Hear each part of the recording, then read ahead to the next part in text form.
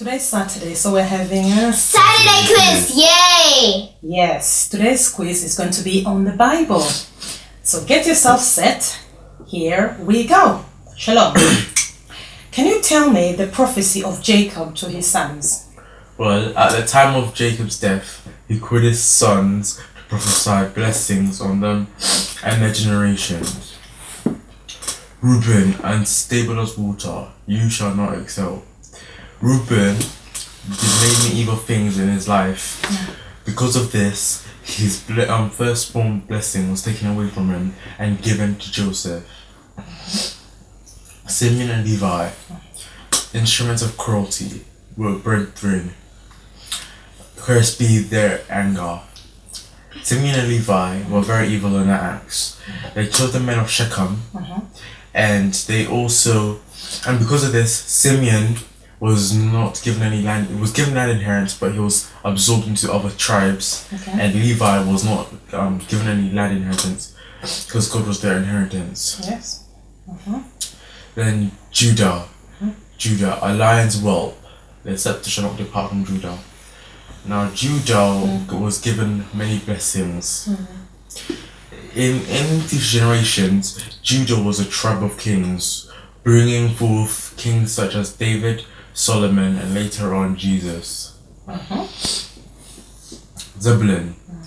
Zebulun shall inherit the land between the Mediterranean Sea. Issachar. Issachar was a big tribe but lazy. We do not have any prominent figures coming from Issachar. As large as it was, yeah. Yes.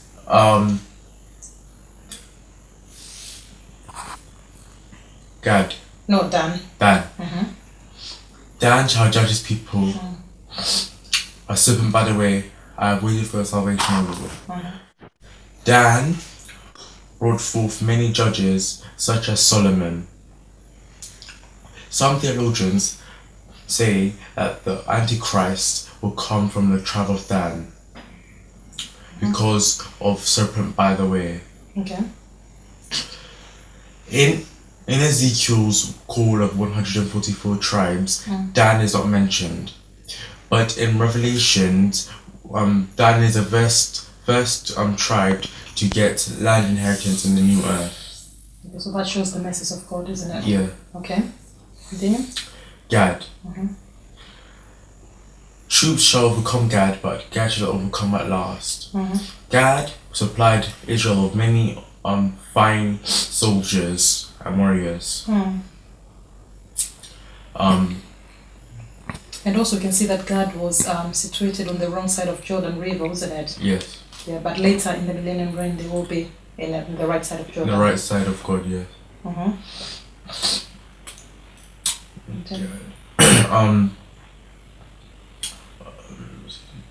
Asher.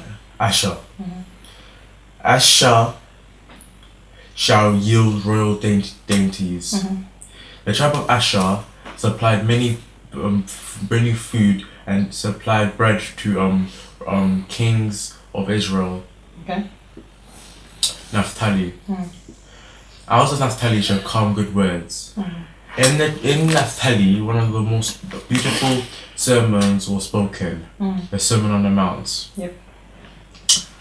Joseph received many blessings, one of them being double portion. His two sons, Ephraim and Manasseh, were also given that inheritance. Okay. Benjamin, a ravenous wolf. In the morning he shall hunt his prey, and at night he shall divide the spoils. The tribe of Benjamin brought about many fine leaders, such as Saul and Jonathan. Okay. Well done. That was very good. That was from Genesis 49. Thank you so much. Chantel, why did God reject Saul as king of Israel? God rejected Saul because of disobedience. I will tell you two scenarios of why God rejected Saul.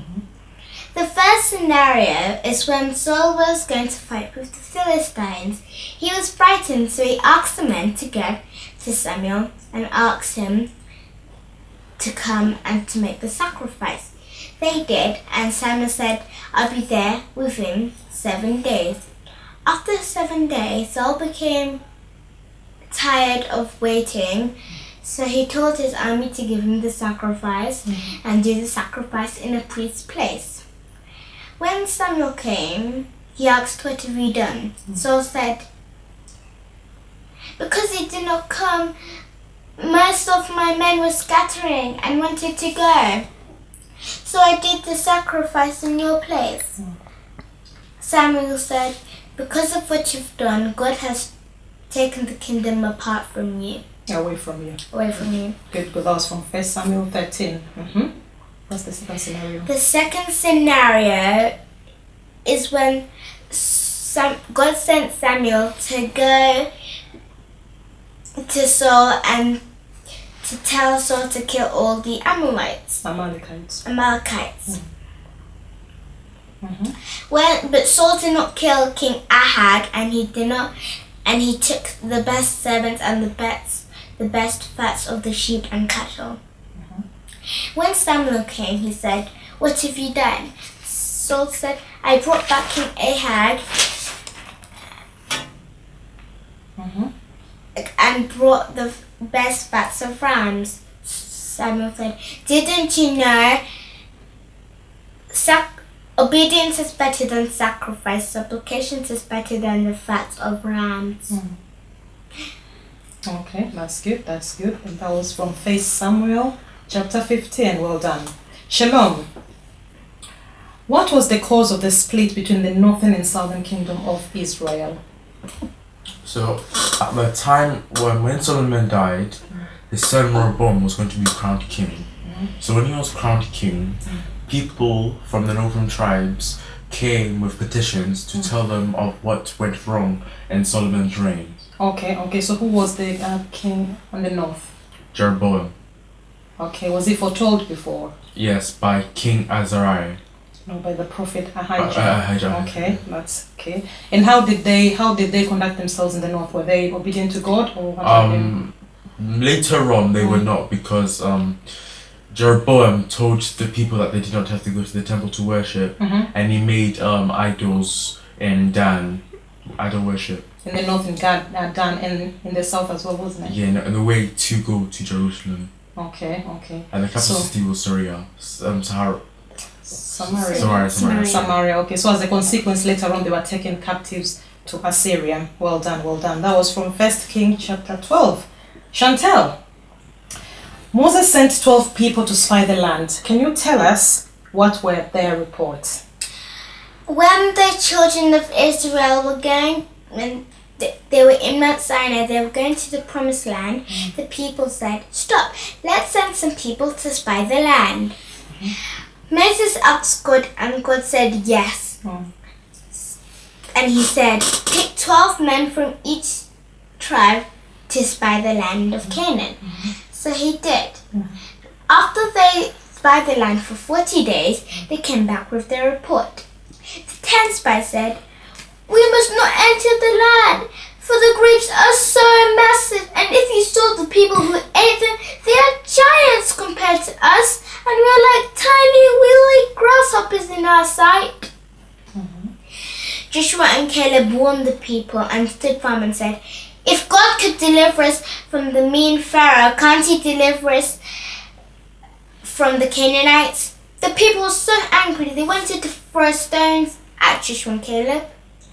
God became very angry and said, turn back and spy the land for 40 years. Each day symbolifies a year. Yeah, so they were turned back to go to the wilderness. Yeah. Okay, for 40 years. That shows how you need to trust God. Definitely. Of all the things that God has showed them, they still could not trust God. Even if it seems you still should trust in God, even if it doesn't go your way. And did they come to the promised land later on, or what was the only people that came to the promised land? So God said 40 years, so all the people that were over 20 and Moses could die, and then the people that were younger than 20 and Joshua and Caleb could get to Canaan. Lovely. That was from Numbers 13. Well done.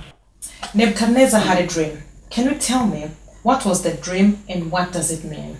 Well, Nebuchadnezzar had a dream, and in that, he consulted his advisors and magicians, but they couldn't tell him, so he sent them away.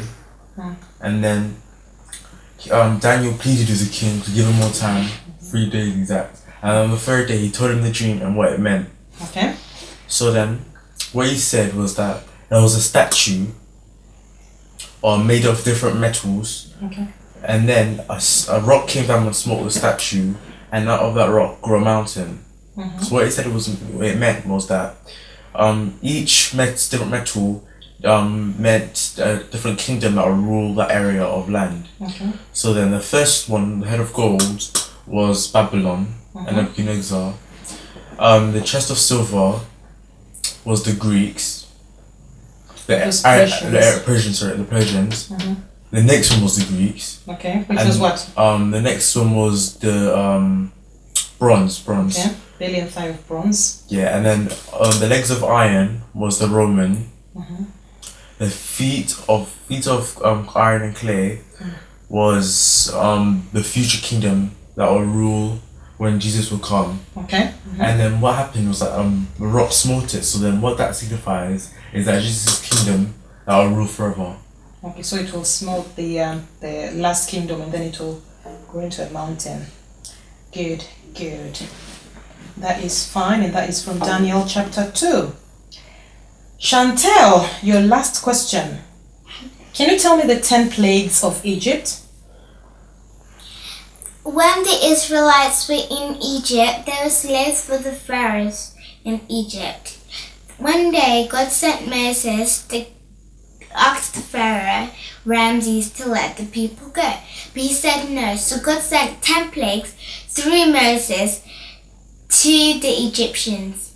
The first plague is water into blood. When the water turned into blood, the river stank, and there was no more water for the Egyptians to drink. The second plague was frogs. Frogs were everywhere. Frogs were on their cupboards, their drinks, and even on their food. The third one's insects. The fourth one is flies. The fifth one, It's the cattle. was the cattle. When the cattle died, the cattle stank, but none of the cattle died of the Israelites that were in Goshen. Boils. When there were boils came upon the Egyptians, every man, woman, and child. But none of the boils came upon the Israelites that were in Goshen. The seventh one is dark. Is hail. When hail came, it came with fire and destroyed most of the Egyptians' houses and people. The eighth one is locusts. When there were locusts that came upon the Egyptians and ate all their plants, but none of the Israelite plants that were in Goshen. The ninth one is darkness. Darkness came upon the face of the Egyptians, but none of the Israelites. When Moses came to Ramses and said, "Let my people go," but Pharaoh said no. So Moses said, "This will be the last and most terrible plague of them all." Pharaoh said, "If I see your face again, I will kill you." Moses told the Israelites leaders to tell the rest of the Israelites to get a lamb and kill it and spray their blood on the doorpost on the side of their doorpost. And the angel of death will pass their doors, and they did. All the Egyptian childs were dead. Firstborns were dead. Pharaoh called for Moses and said, "Go. Your people are free." So Moses told the Israelites to go. Okay, that is good. That is good. Well done. Why do you think God brought about the plagues? First of all, because he wanted to show the Egyptians that their gods weren't real, like Ra, Seb, Horus, and So the plagues were to bring judgment into the gods of the Egyptians. What's the other reason that you think? Because he wanted to show the Israelites that he was the true God and that the other gods were fake. Exactly. And the third one is that he wanted to show the other nations that there's Israelites, that there's separation from the people who believe in God and the people who are idolatrous. People who don't believe in God. So he wanted to make a distinction between those two people. So people can know that there's two groups. tribes, like you can say. Okay, so those two nations. Is there any other reason you can think of? And to show, did you say about to show the children of Israel that the God is powerful and to help them to trust in God? That is very, very good. That was from Exodus 7. Thanks. Thank you so much. You can follow them on Facebook and their page is called Gravity to It's a sure thing. Thank you.